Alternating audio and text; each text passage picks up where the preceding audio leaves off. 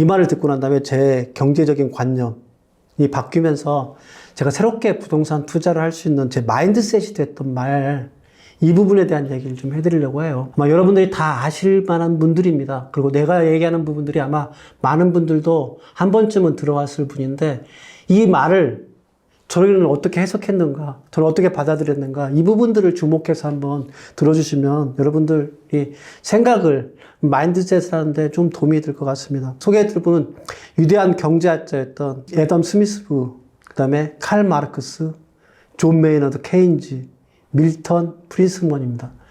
다 여러분들이 다 알만한 분들이에요. 이 네 분이 누구냐면요, 현재 경제학이라는 걸 갖다가 만들어낸 경제학의 아버지가 애덤 스미스고요. 이 경제학을 좀 더 확장시켜서 사회의 전반적인 의식으로까지, 철학으로까지 확장했던 분이 칼 마르크스이고요. 이걸 갖다가 케인즈라 이분은 국가적인 정책으로 만들었던 분이 이 케인즈 이분이고요. 통화정책을 만들어서 현재 가지고 있는 우리가 통화정책의 가장 기본 틀을 만든 게 밀턴 프리드먼 이분입니다. 그래서 이분들은 굉장히 위대하고요. 기업인 중에서는 제가 빌 게이츠와 워렌 버핏입니다. 빌 게이츠와 워렌 버핏, 이분의 얘기들은 제가 따로 소개하지 않더라도 다 아실 만한 분인데, 이분들이 했던 말을 가지고서 제 안에 있는 생각들이 어떻게 마인드셋이 됐는가, 이 부분에 대한 얘기를 하겠습니다. 첫째 부분은 워렌 버핏의 얘기입니다. 여러분들 아마 유명해서 다 알 거예요. 당신이 자는 동안에도 돈이 들어오는 방법을 찾지 못하면 당신은 죽을 때까지 일해야 한다. 이게 워렌 버핏이 했던 말입니다. 제가 이 얘기에서 진짜 충격을 받았던 건 뭐냐면, 제가 2020년 9월 30일 날 퇴직했잖아요. 퇴직하고 난 다음에 이 얘기를 딱 듣는 순간에 깨달았어요. 내 노동, 내 시간을 들여서 돈을 벌 수 있는 건 한계가 있다. 이게 돈을 버는 게 아니라 자본주의 사회에서는 돈이 벌을 수 있게 그런 기본적인 소득 구조를 갖춰야 된다. 소득에 대한 틀을 만들어야 된다 하는 생각을, 이 얘기를 중간에 머리를 한 대 턱 맞은 것처럼 깨달았습니다. 이 얘기에 결정적으로 내 마음을 갖다가 더 망치를 맞은 것처럼 더 심어준 게 누구냐면요, 나훈아 이분이 그날 2020년 9월 30일 그날 대한민국 어게인스트 하면서 공연하는데 3시간 동안 무료 공연비 하나도 안 받고 공연하는 모습이 가능했던 이유가 저작권료라고 제가 늘 말씀드렸잖아요. 이 저작권료 같은 기본적으로 자본이 돈을 벌어올 수 있는 구조를 만들기 전에는 나도 힘들게 살 수밖에 없겠구나 하는 생각을, 이 말을 통해서 제가 머릿속에 완전히 깨닫게 된 겁니다. 그래서 이 말은 제가 경제의식을 갖다가 바꾸는데 결정적인 말을 했고요. 이렇게 바꿔나갈 수 있게 하는 부분을 했기 때문에 제가 글을 써서 저작권료를 가지고 있는 베스트셀러 작가로서 저작권을 받을 수 있게 나를 바꿀 수 있었고요. 또한 와이프가 투자해놨던 이 부동산들이 지가 알아서 자산을 키워가서 돈을 벌어다주는 이 구조에 대한 것들을 명확하게 이해했던 거예요. 당신들이 잠자고 있는 동안에도 돈이 들어올 수 있는, 돈을 벌어올 수 있는 방법을 스스로 마련하는 것들이 경제적 자립하는 방법이라는 거, 이 부분들은 이 말 속에서 깨달을 수가 있었습니다. 두 번째 부분은 빌 게이츠의 말씀인데요. 제가 세바시에도 이런 얘기를 했었는데, 당신이 가난하게 태어난 것은 당신의 잘못이 아니지만 당신이 가난하게 죽어가는 것은 당신이 잘못이다.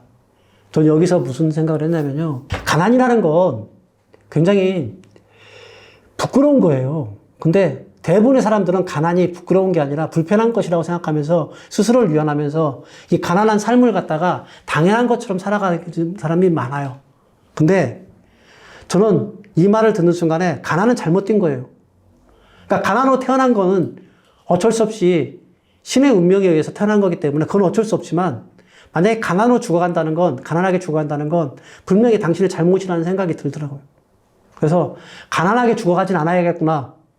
가난하게 죽어가지 않기 위해서 가난에서 벗어날 수 있는 방법들을 찾아야 되겠구나 하는 그런 생각들을 제 안에 명확하게 심어줄 수 있는 말이었습니다. 그래서 가난하게 죽어가지 않기 위해서 가난을 벗어나는 방법들에 대한 것들을 공부했고요. 그래서 돈과 경제 이 부분들을 갖다 공부했고, 그 경제 파트 중에 부동산 투자에 대한 것들을 더 깊이 있게 공부하게 된 겁니다. 가난하게 태어난 건 어쩔 수 없지만 가난하게 죽어가는 거는 분명히 당신의 잘못이다. 내 잘못이라는 생각으로 내 스스로를 갖다 마인드셋을 하게 되는 그런 내 마음의 명언이었습니다. 세 번째 부분은 아마 여러분들은 보통 이제 아담 스미스의 말 중에 보이지 않는 손이라는 얘기가 많이 들었을 거여서 그래서 보이지 않는 손에 의해서 시장 경제가 어떻게 움직이는가에 대한 얘기들을 많이 들었을 텐데 저는 그 말보다 이 얘기가 제 마음속에 확 다가왔습니다. 우리가 저녁을 먹을 수 있는 것은 맛있는 저녁을 먹을 수 있는 것은 부족한 주인, 양조장 주인 혹은 빵집 주인의 자비심 덕분이 아니라 자신의 이익을 추구하는 그들의 욕구 때문이었다. 이기심 때문이었다. 이런 말을 애덤 스미스가 했습니다. 그러면서 또 한마디를 해요. 의원이 환자의 상처를 빨아 그 고름을 입안에 넣는 것은 환자에게 혈육의 정을 느껴서가 아니라 이익을 보고 하는 일이다. 저는 이 얘기를 통해서 뭘 깨달았냐면 이익을 추구한다는 게 죄가 아니라는 거. 우리는 흔히 이익을 추구한다는 건 이기심이고 죄악이라고 생각을 했던 마음이 제 내면 속에 잠자고 있었던 것 같아요. 그러니까 부자는 나쁜 사람. 돈을 버는 방법은 조금은 불이익을 갖다가 행하면서 하는 나쁜 방법. 이런 생각들이 많이 가져가고 살아왔는데 그게 아니라 돈을 벌기 위한 모든 내 행동들은 정당한 거고 그렇게 해서 이 사회 내에서 기본적인 부를 갖다 획득해야만이 이 부를 가지고서 누군가한테 봉사할 수 있는 거지 가난하게 됐을 경우에는 어떠한 것들도 할 수 없다는 부분들을 나는 이 말 속에서 깨달았습니다. 그래서 내 마음 안에 있는 죄의식을 벗어날 수 있어요. 내가 돈을 벌고자 하는 모든 행위가 죄가 아니라는 거. 그건 이 사회의 선한 의지라는 거. 이 부분을 저는 이 말에서 깨닫게 됐습니다. 그래서 이 말을 통해 가지고 돈을 벌고자 하는 내 행위. 그래서 저는 돈이 돈을 벌게 만드는 내 소득의 파이프라인 구조를 만들겠다는 이 행위 자체가 죄가 아니구나. 그래서 불로소득이 그전까지는 전 죄라고 생각하고 살았는데 불로소득. 그러니까 노동이 아닌 소득도 결코 죄가 아니고 그것마저도 선한 의지, 이 사회의 선한 의지로 해당할 수 있는 부분이라는 걸 갖다가 저는 이 말을 통해서 깨닫게 된 겁니다. 그래서 아담 스미스의 이 얘기를 듣고서 저는 많은 부분들을 깨닫게 됐어요. 이 다음 말인데 아담 스미스가 또 이런 얘기를 했습니다. 한 사람의 부자가 있기 위해서는 500명의 가난뱅이가 있지 않으면 안 된다. 이 사회는 그렇다. 자본주의 사회는 어쩔 수 없는 부의 불평등이 일어날 수밖에 없다. 그러니까 이게 물론 좋다는 얘기를 얘가 이런 얘기 드린 게 아니라 어쩔 수 없는 자본주의가 가지고 있는 한계점이 분명하게 있다는 거. 이걸 갖다가 저는 그냥 받아들이기로 한 겁니다. 이 얘기를 듣고 난 다음에. 그러니까 한 사람의 부자가 있기 위해서 500명의 갓난뱅이가 생길 수밖에 없는 이 구조. 근데 500명의 갓난뱅이로 살아갈 것이냐? 그럼 내가 한 사람의 부자로 살아갈 것이냐? 저는 제 자식을 위해서라도, 제 아들을 위해서라도 한 사람의 부자로 살아가기를 한 방법을 추구해야게 됐다는 생각을 했습니다.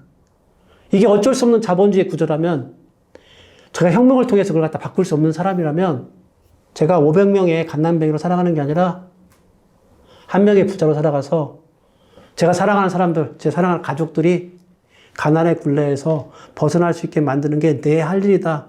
이런 생각을 했습니다.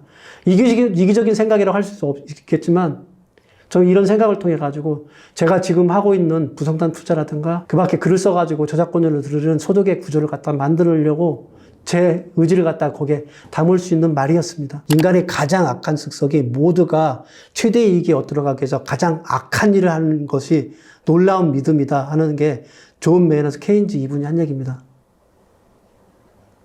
그러니까 이 얘기를 무슨 얘기냐면요.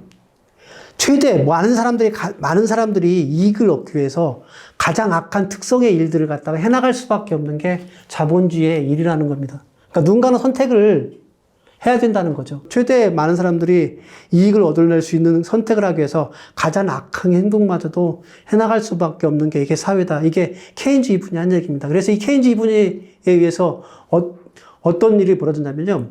했던 게 가장 주장했던 게 뭐냐면요. 국가의 재정 정책을 갖다 늘리려는 작업들을 했어요. 그래서 미국의 뉴딜 정책이 이분의 이론에 의해서 한 겁니다. 그러니까 세금을 많이 걷어서 세금을 가지고서 기본적인 공공사업을 갖다가 확장하는 형태를 많이 했습니다. 이게 왜 그러냐면 그렇게 해서 최대의 많은 사람들이 이해할 수 있는 공공의 사업들을 갖다가 누군가가 선택해서 해야 될 수밖에 없다. 이 부분에 대한 얘기를 그 사람이 한 겁니다. 그래서 이런 부분들 때문에 자본주의가 어떻게 흘러갈 건가에 대한 기본 구조는 제가 여기서 깨닫게 된 겁니다. 이제 이분의 얘기가 좀 자본주의를 이렇게 살아가는 우리들한테 좀 강력한 얘기인데, 칼 마르크스 아마 공산주의자로 말하는 여러분들 생각하는데, 사실은 칼 마르크스가 자본주의가 가지고 있는 모순점들을 가장 잘 지적해낸 위대한 철학자라고 보시면 돼요. 이분은 혁명가이기 이전에 철학자인데, 이분이 했던 얘기가 무슨 얘기였냐면요. 돈은 인간의 노동과 생존의 양도된 본질이다. 이 본질을 인간을 지배하며 인간은 이것을 숭배한다. 지금 얘기잖아요. 그러니까 우리가 돈이라는 걸 하는데, 이게 뭐냐면 내 노동과 생존을 갖다가 이 돈에다가 양보된 본질이래요. 이 본질이 결국 인간을 지배하고 인간을 이걸 갖다 숭배하는, 지금 현재 우리가 살아가고 있는 자본주의 구조를 갖다가 정확하게 설명한 말이잖아요. 지금은 어떤 의미에서 돈을 숭배하고 있는 분들도 많잖아요. 자본을 숭배하고 있는 분들이 많잖아요. 그리고 자본주의라는 건 기본적으로 자본을 숭배할 수밖에 없게 이 사회 구조가 만들어져 있기 때문에, 그래서 자본을 숭배하고 있는 이런 이 자본주의 구조에 대한 것들을 저를 깨닫게 한 겁니다. 그래서 제가 아들아 돈 공부해야 한다. 이 얘기가 뭐냐면요.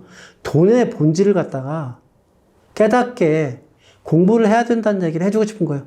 돈의 본질이 분명한데 이 분명한 본질을 갖다가 공부하지 않고는 깨달을 수 없는 이 돈을 갖다가 방치해놓거나 폄하하거나 이래서 외면한다고 이 돈이 가지고 우리를 목재고 있는, 우리가 숭배해야 될 그런 자본이 우리의 삶에 갖다 영향을 안 미치는 게 아니거든요. 결국은 영향을 미쳐서 우리 삶을 갖다가 나락으로 빠뜨리기 때문에 배워서 공부해서 여기서 벗어날 수 있는 방법을 찾아야 되겠다는 얘기를 저는 이 마르크스의 이 얘기를 통해서 깨닫게 된 겁니다. 이 밀턴 프리드먼의 했던 얘기 중에는 아마 여러분들 다 알 거예요. 공짜 점심은 없다. 여러분 공짜 점심이 있나요? 공짜 점심은 저는 이렇게 50여 년을 살아서 보니까 진짜 없는 것 같아요. 내가 공짜라고 먹어왔던 그 모든 것들이 다 쥐약했던 것 같아요. 내가 뭔가를 가치를 제공해서 얻어내지 못했던 것들은 다 쥐약했던 것 같아요. 로또를 당첨된 사람들이 대부분 한 3년 안에 49%가 로또를 얻었던 금액들을 다 탕진한다고 하대요. 그리고 그 중에서 18%만 그 돈을 가지고 투자해서 조금의 돈을 갖다 불려나갈 수 있는 역할을 하고, 나머지는, 그러니까 80%는 다 로또를 맞았던 금액들이 다 자기의 오히려 그 이전의 삶보다 더 못하게 자기를 갖다가 나락으로 떨어뜨린다고 하더라고요. 이게 뭐냐면 공짜 점심이었던 거거든요. 이 공짜 점심은 그만큼 다른 상대적인 가치를 갖다가 나에게서 뺏어가는 것 같아요. 그래서 공짜 점심은 분명했기 때문에 자본주의에서 살아가면서는 내가 뭔가를 제공하고 내가 뭔가를 희생하고 내가 뭔가를 갖다 얻기 위한 공부를 해서 그 노력에 의해서 다 얻을 수 있는 겁니다. 그만큼 노력을 해야 된다는 생각을 갖다가 이 얘기를 통해서 저는 배울 수가 있었습니다. 그리고 10번째 부분이 이제 이 밀턴 프리드먼의 이 진짜 현재 우리 살아가고 있는 모습을 가장 적나라하게 얘기한 건데, 인플레이션은 언제 어디서나 화폐적 현상이다. 요즘 인플레이션 때문에 많은 고민들 하잖아요. 근데 이 인플레이션이라는 괴물이, 경제 괴물이 왜 생겼을까를 갖다가 가장 통찰성 있게 얘기해 준 얘기인 것 같아요. 이게 화폐적 현상이에요. 그러니까 현대 신용화폐가 누군가의 국가나 아니면 은행이나 어디에서 신용화폐를 발행하는 이 화폐가 기본적인 통용되는 이 사회구조 내에서는 인플레이션은 반드시 일어날 수밖에 없어요. 그러면 인플레이션이 일어난다는 얘기는 무슨 얘기냐면 기본적인 가치가 떨어진다는 거예요. 화폐 가치가 기본적으로 떨어져 가는 겁니다. 그러니까 내가 1억을 가지고 있으면 1억을 가지고 있는 것들이 시간이 지나면 지날수록 1억의 가치가 있는 게 아니라 9천만 원이 되고 8천만 원이 되고, 이런 현상들이 뭐냐면 그게 바로 인플레이션이에요. 그러니까 이런 현대 자본주의가 가지고 있는 이 화폐 유통에 가지고 있는 문제점들을 가장 적나라하게 딱 이 한마디로 표현해 준 거예요. 인플레이션은 언제나 어디서나 화폐적 현상이다. 그러면 지금 세계와 이후에 앞으로 살아갈 세상은 어떨까요? 오히려 이게 더 심화되면 심화되지 더 이 문제는 더 커져갈 것 같아요. 왜 지금 현재 인플레이션이 일어나느냐? 원래 인플레이션은 70년대 이후에 인플레이션이 나타나지 않았었어요. 근데 왜 지금 딱 일어났냐? 이 일어난 과정을 갖다 딱 살펴보면 정확하게 알 수가 있는 거예요. 2008년도 글로벌 금융위기 때 그때 돈을 갖다가 많이 발행했잖아요. 진짜 달러를 갖다가 막 찍어내듯이 막 발행해가지고 세계에 다 뿌려놨어요. 이걸 갖다가 서서히 수습하려고 이제 금리를 올려가면서 그걸 갖다 거두드리고 있는데 2020년에 팬데믹이 일어나는 바람에 또 돈을 막 찍어낸 거예요. 그러니까 세상에 돈이 넘쳐나는 거예요. 이 돈이 넘쳐나기 때문에 돈의 가치가 그만큼 하락할 수밖에 없어요. 이 돈의 가치 하락하니까 상대적으로 물건의 가치, 재화의 가치는 올라가는 거거든요. 그러니까 이런 인플레이션이 일어날 수밖에 없는 구조가 이제 된다는 걸 갖다가 이 밀턴 프리드먼의 이 한마디면 알 수 있는 거예요. 제가 부동산에 투자를 적극적으로 하라고 하는 이유가 뭐냐면 화폐 가치 떨어지는 걸 갖다가 해치할 수 있는 게 부동산이에요. 그러니까 부동산이 지금까지 가격이 계속 상향 올라갔는데 이 상향 올라간 게 이 집의 가치가 올라갔다기보다 화폐가 같이 떨어졌다는 얘기가 더 맞을 수도 있어요. 현대 자본주의 사회에서는. 그래서 화폐 가치가 어쩔 수 없이 떨어져가는 이 현상에는 이 화폐 가치 떨어지는 것 갖다가 막을 수 있게 절대 가치가 변하지 않는 안전자산을 확보하는 게 좋고요. 이 안전자산의 역할들은 금이 될 수도 있고 부동산이 될 수도 있고 저는 가장 안전자산이라고 생각하는 건 집이 아니라 땅이라고 생각해요. 왜냐하면 땅은 그 면적이 변하지가 않잖아요. 집은 세워서 옮기고 감가상각이 일어나지만 땅은 절대로 변하지 않아요. 그래서 땅의 가치를 갖다 투자해야 되는데 지금 서울 시내에서는 땅을 구할 데가 하나도 없기 때문에 땅 대신에 땅 위에 있는 집을 사서 땅과 같이 자산 가치를 갖다가 보존할 수 있게 자기 자산 가치를 보존할 수 있게 합니다. 그래서 인플레이션이 앞으로 가면 갈수록 저는 더 일어난다고 생각하기 때문에 여러분들이 부동산 투자를 통해서 화폐 가치 하락, 인플레이션이 일어나는 것 같다가 위험을 해치하는 이런 부분들을 같이 했으면 좋겠어요. 제가 이런 의식을 만드는데 이런 명언들을 가지고서 제 마음속에 마인드셋을 해왔기 때문에 저는 지금의 제가 살아가고 있는 투자 방식을 가지고서 살아가게 제가 만들어주는 역할들을 해주는 겁니다. 그래서 여러분들도 지금 여러분들 마음속에 있는 그런 내 생각의 의식을 바꿔놨던 그 많은 얘기들을 갖다가 한번 되새겨보면서 이 되새기는 말을 씹으면서 경제 현상을 보는 통찰을 키워나간다 그러면 여러분들 앞으로 이 자본주의 살아나가는데 여러분들이 가야 될 방향을 충분히 찾아갈 수 있을 거라고 생각했습니다. 그래서 오늘 이런 얘기를 여러분에게 드렸고요. 여러분도 제 얘기를 통해서 조금이라도 여러분들이 자본주의 사회를 살아갈 수 있는 통찰을 좀 얻기를 바랍니다. 네, 지금까지 돈과 경제 그리고 문화를 아주 쉽게 풀어드는 정선영이었습니다. 고맙습니다.